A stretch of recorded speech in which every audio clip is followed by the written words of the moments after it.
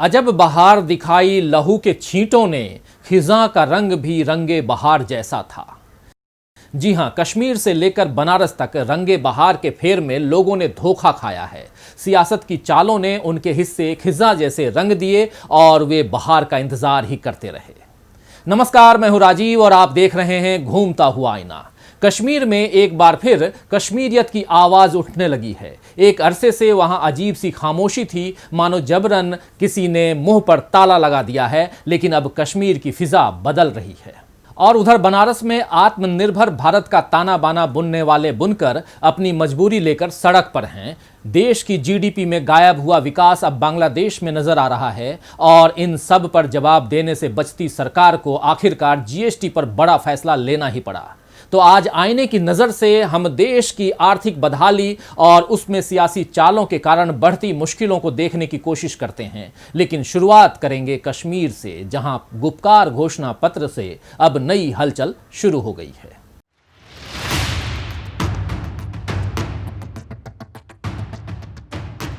जम्मू कश्मीर की पूर्व मुख्यमंत्री और पीडीपी प्रमुख महबूबा मुफ्ती को बीते मंगलवार 14 महीने बाद नजरबंदी से रिहा किया गया।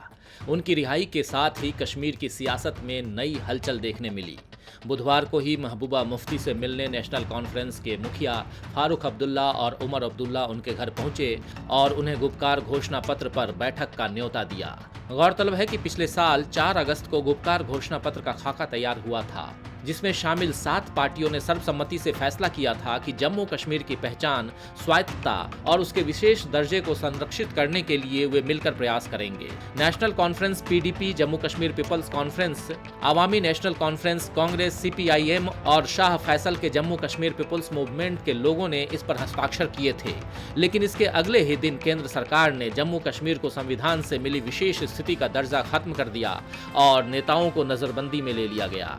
13 मार्च को फारूक अब्दुल्ला और 24 मार्च को उमर अब्दुल्ला की रिहाई के बाद एक बार फिर इसी जगह गुपकार घोषणा पत्र को दोहराया गया और इसकी मांगे सामने रखी गईं। और अब महबूबा मुफ्ती की रिहाई के बाद तीसरी बार इस घोषणा पत्र पर बात करने के लिए सारे दलों के नेता एक साथ बैठे। दरअसल श्रीनगर में गुपकार रोड पर फारूक अब्दुल्ला का आवास है, वहीं ये घोषणा पत्र तैयार हुआ, इसीलिए इसे गुपकार घोषणा पत्र कहा गया। इस बार इस बैठक की शुरुआत ही कुछ विवादित बयानों से हुई। जैसे रिहा होने के तुरंत बाद महबूबा मुफ्ती ने कहा कि जो दिल्ली ने हमसे छीना है वो हम वापस लेकर रहेंगे और काले दिन के काले इतिहास को मिटाएंगे। इतना ही नहीं, फारूक अब्दुल्ला ने तो यहाँ तक कहा था कि चीन अनुच्छेद 370 वापस दिलाने में उनकी मदद कर सकता है। बहरहाल बैठक में इस समझौते का नाम गुपकार से बदलकर पीपल्स अलायंस गुपकार समझौता करने पर आम सहमति जताई गई है। बैठक के बाद फारूक अब्दुल्ला ने कहा कि जम्मू कश्मीर के विशेष दर्जे के लिए हमारी लड़ाई जारी रहेगी। उन्होंने ये भी कहा कि महबूबा जी को इतने दिनों तक नजरबंद रखना गैर कानूनी था। अभी भी कई लोग जेल में हैं जिन्हें रिहा किया जाना चाहिए।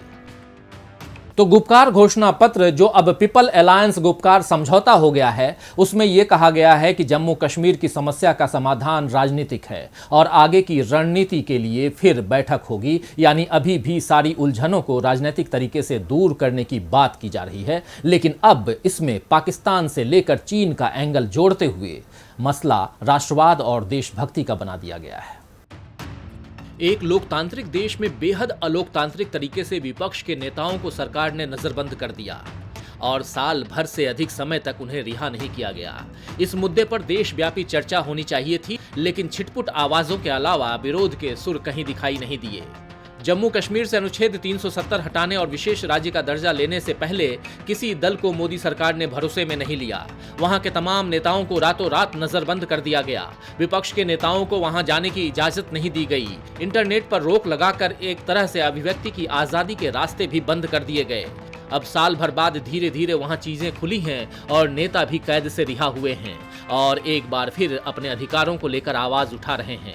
गुपकार घोषणा पत्र में जम्मू कश्मीर को उसके विशेष राज्य का दर्जा वापस लेने की बात की गई है, लेकिन बैठक का क्या नतीजा निकलेगा, इस बारे में कुछ भी कहना जल्दबाजी होगी, क्योंकि इस एक साल में जम्मू कश्मीर की राजनीति में काफी कुछ बदल गया है। पीडीपी, नेशनल कॉन्फ्रेंस, कांग्रेस ऐसे तमाम दलों के सामने आम जनता के बीच अपनी विश्वसनीयता को बनाए रखने की चुनौती है, क्योंकि इन दलों ने सत्ता की खातिर बीते समय में जो समझौते किए हैं, जनता उसका हिसाब लेना चाहेगी। राज्य में विधानसभा चुनाव पहले ही होने थे जो नहीं हुए, और अब 2 हिस्सों में बंटने के बाद चुनाव की लोकतांत्रिक प्रक्रिया किस तरह पूरी होगी, ये देखना होगा। इन सब के बीच अब अहम सवाल ये भी है कि केंद्र सरकार अब जम्मू कश्मीर पर क्या कोई नया पत्ता खोलने वाली है। एक के बाद एक नेताओं को रिहा करने के पीछे आखिर उसकी मंशा क्या है। वैसे गुपकार घोषणा से पहले महबूबा मुफ्ती और फारूक अब्दुल्ला के बयानों से उनकी देशभक्ति पर सवाल भी उठाए गए हैं। इस घोषणा से जुड़े लोगों की बैठक का जम्मू कश्मीर में विरोध होना भी शुरू हो गया है। डोगरा फ्रंट के कार्यकर्ताओं ने बैठक का विरोध किया है। वहीं जम्मू कश्मीर बीजेपी प्रमुख रविंदर रैना ने कहा कि गुपकार एजेंडा पाकिस्तान का एजेंडा है, किसी भी कीमत पर जम्मू कश्मीर में 370 लागू नहीं होने देंगे। तो कश्मीर के भविष्य पर पहले सरकार ने एक तरफा फैसला ले लिया और अब एक बार फिर उसके भविष्य पर फरमान सुनाया जा रहा है और लोकतांत्रिक तरीके से की गई बैठक पर पूर्वाग्रह से भरी टिप्पणियां की जा रही हैं। जबकि इस वक्त सरकार की चिंता देश के आर्थिक भविष्य को लेकर होनी चाहिए, गिरती जीडीपी को संभालने की होनी चाहिए। जीडीपी ही देश के विकास का रिपोर्ट कार्ड होती है, जिसमें अच्छे नंबरों का न आना सरकार के लिए परेशानी का सबब होना चाहिए। लेकिन ऐसा लग रहा है कि सरकार को गरीबी की ओर जाते देश की फिक्र ही नहीं है। किसी देश के भीतर उत्पादित वस्तु और सेवाओं की कुल कीमत ही जीडीपी कहलाती है। जीडीपी किसी भी देश की आर्थिक हालात को मापने का पैमाना होता है। जीडीपी बढ़ने का मतलब देश खुशहाली की तरफ बढ़ रहा है, लेकिन जीडीपी घटने का मतलब गरीबी की ओर बढ़ना है। भारत जैसे विकासशील देश में जहां आबादी लगातार बढ़ रही है और प्रति व्यक्ति आय घट रही है, ऐसे में देश की आबादी के जरूरतों को पूरा करने के लिए साल दर साल जीडीपी का बढ़ना जरूरी है, ताकि देश की अर्थव्यवस्था मंदी का शिकार न हो जाए। लेकिन आईएमएफ के हाल में आंकड़े आए हैं, जिसमें ये अनुमान सामने आया है कि इस साल भारत की जीडीपी -10.3% तक जा सकती है। साथ ही ग्रोथ के मामले में बांग्लादेश भी भारत को पीछे छोड़ सकता है। भारत पहले से ही आर्थिक मंदी की चपेट में था। बीते कुछ महीनों में सरकार के तंग नजरिए वाले फैसलों के कारण बेरोजगारी बढ़ गई है और हर दिन बढ़ती गरीबी जनता की कमर तोड़ रही है। इस कठिन समय में सरकार सोच समझकर जनता पर खर्च कर उसे राहत दे सकती थी, लेकिन आश्चर्यजनक तरीके से सरकारी खर्च का आकार घटाया जा रहा है। मोदी सरकार निजी निवेश को बढ़ाने के लिए सरकारी खर्च में कटौती करने की नव उदारवादी नीति की चपेट में है। सरकार सोचती है कि निजी निवेश से नई उत्पादक क्षमताओं का निर्माण होगा, रोजगार बढ़ेगा और अर्थव्यवस्था में तेजी लाएगा। लेकिन ऐसा कुछ नहीं हुआ। देश की जीडीपी माइनस में जा रही है और इसका गिरना सीधे तौर पर जनता की बर्बादी का संकेत है, जिसे अगर वक्त रहते नहीं संभाला गया तो देश अराजकता की तरफ भी बढ़ सकता है। तो सरकार हर मर्ज की दवा निजीकरण को मानने लगी है, लेकिन इस दवा के साइड इफेक्ट्स क्या हैं, इसे अनदेखा कर रही है। दरअसल लोकतांत्रिक व्यवस्था में पूंजीवाद के प्रभाव में निजीकरण को फैलने देने का सीधा मतलब है दीमक को घर में जगह दे देना, जो धीरे धीरे बढ़कर उस जगह को ही नष्ट कर देती है। इस वक्त देश में हम ऐसे ही दीमक का फैलाव देख रहे हैं। तेल, रेल, बिजली, पानी, शिक्षा, स्वास्थ्य सब में निजी क्षेत्र की घुसपैठ के बाद अब खेती को कॉरपोरेट के हवाले करने के लिए कदम बढ़ाए जा चुके हैं, जिस पर किसान आंदोलित हैं और अब बुनकरों को भी सड़क पर आने के लिए सरकार मजबूर कर रही है। नए कृषि कानून बनाए जाने के बाद से ही देश के अन्नदाता दिल्ली से लेकर पंजाब और बंगाल से लेकर हरियाणा तक प्रदर्शन के लिए उतर गए हैं। फसल की कटाई के समय में सड़कों पर उतरकर विरोध कर रहे हैं, क्योंकि उन्हें डर है कि इन कानूनों से वे अपने ही खेतों में मजदूर बन जाएंगे। बड़ी कंपनियां उनसे गुलामों की तरह व्यवहार करेंगी। अभी एमएसपी की जो भी व्यवस्था है, उसमें खामियों के बावजूद कम से कम कुछ मिलने की गारंटी तो थी, लेकिन अब वो गारंटी भी छिन जाएगी। इधर देश में बुनकरों का हाल भी बेहाल है। बनारसी साड़ी को तैयार करने वाले बुनकर आज अपनी बदहाली पर रो रहे हैं। लॉकडाउन की मार के बाद अब बिजली के तार ने बुनकरों को बड़ा झटका दिया है। बनारस के बुनकरों ने 2 महीने में दूसरी बार हड़ताल कर दी है। इस हड़ताल से बनारसी साड़ी उद्योग को भारी झटका लगा है। करोड़ों के ऑर्डर्स फंस गए हैं। बुनकर ये हड़ताल बिजली बिल की पुरानी व्यवस्था बहाल करने यानी फ्लैट रेट पर बिजली की मांग को लेकर कर रहे हैं, जो गुरुवार से शुरू हुई है। इससे पहले 1 सितंबर को भी बुनकरों ने फ्लैट रेट पर बिजली की मांग को लेकर अनिश्चितकालीन हड़ताल की थी। तब हड़ताल के दूसरे ही दिन उत्तर प्रदेश बुनकर सभा के अध्यक्ष हाजी इफ्तिखार अंसारी के साथ अन्य बुनकर नेताओं के एक प्रतिनिधिमंडल ने लखनऊ में सरकार से बातचीत की थी, जिसके बाद सरकार ने वादा किया था कि उन्हें पुरानी व्यवस्था के तहत नए दर पर बिजली मुहैया कराई जाएगी। 45 दिन बीत जाने के बाद भी जब सरकार ने इस पर कोई एक्शन नहीं लिया, तो बुनकरों ने वादा खिलाफी का आरोप लगाकर फिर से अनिश्चितकालीन हड़ताल शुरू कर दी। ऑल इंडिया पीपुल्स फ्रंट ने इस फैसले को सरकार की मनमानी बताते हुए इसे अदालत तक ले जाने की बात कही है। एआईपीएफ के राष्ट्रीय प्रवक्ता और पूर्व आईजी एसआर दारापुरी ने इस संबंध में मुख्यमंत्री को एक पत्र भी भेजा है।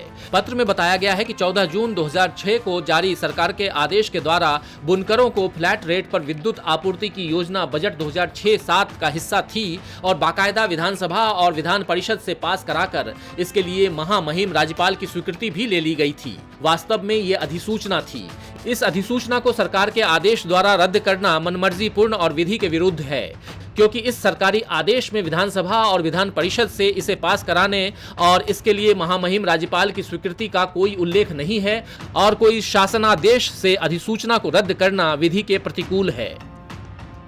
तो देश को आत्मनिर्भरता के ताने बाने में बुनने वाले बुनकर आज सरकार के फरमानों में ऐसा उलझ गए हैं कि राहत की कोई डोर उनके हाथ नहीं लग रही है। इसीलिए वे अपने हुनर को छोड़ करके आंदोलन और हड़ताल पर उतर आए हैं। उनकी मजबूरी सरकार देखना ही नहीं चाहती है, वरना इतने महीनों से उनकी समस्याओं का कोई हल तो निकलने की पहल होती। लेकिन अभी ऐसा लग रहा है कि बुनकरों की आवाज नक्कार खाने में तूती की आवाज बन गई है, यानी कमजोरों की आवाज एक बार फिर अनसुनी की जा रही है।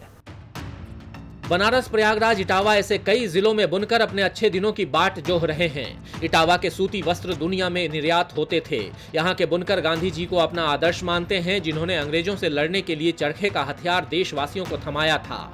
आप याद कीजिए कि 1929 में गांधी जी इटावा आए थे और बुनकरों में इससे उत्साह का नया संचार हुआ था।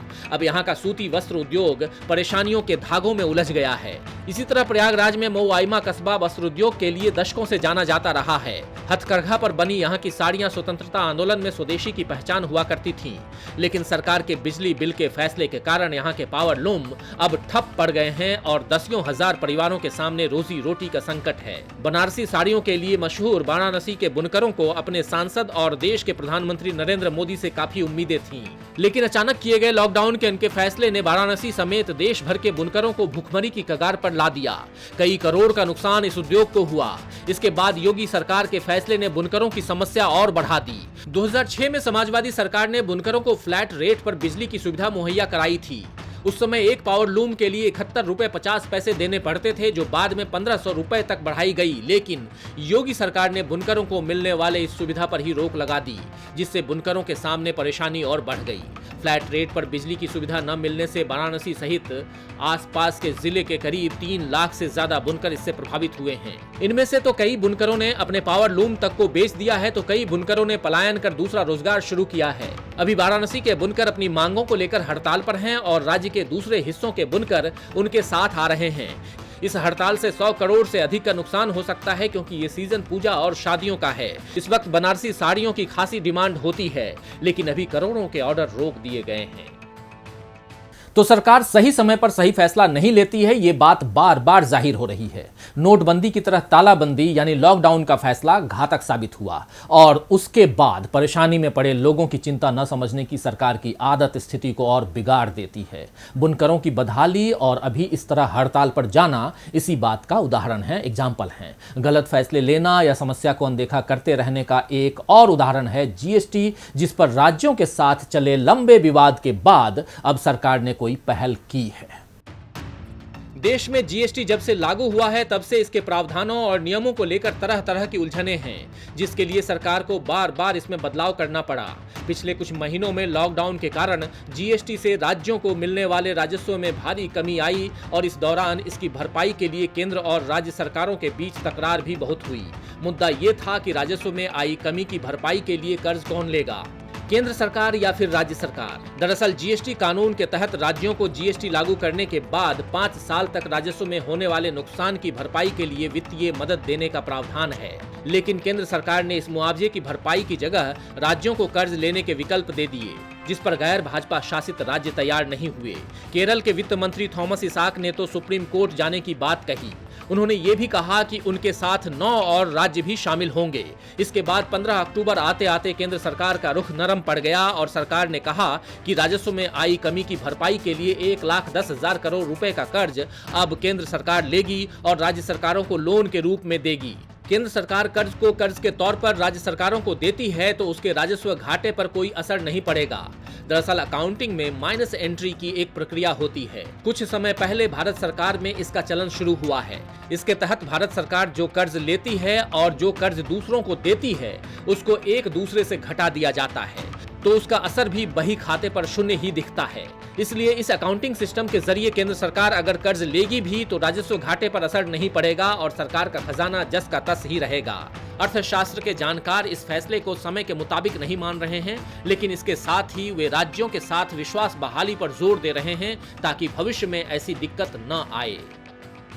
तो जीएसटी मुआवजा विवाद का जो हल अभी निकाला गया है उसमें न किसी की जीत हुई है और न ही किसी की हार, और विवाद संभाल लिया गया है। लेकिन सवाल यह है कि क्या यही कदम सरकार पहले नहीं उठा सकती थी? अगर इतने महीनों से समस्या को अनदेखा न किया जाता तो क्या आज राज्यों की स्थिति, आर्थिक स्थिति जो है वो बेहतर नहीं होती?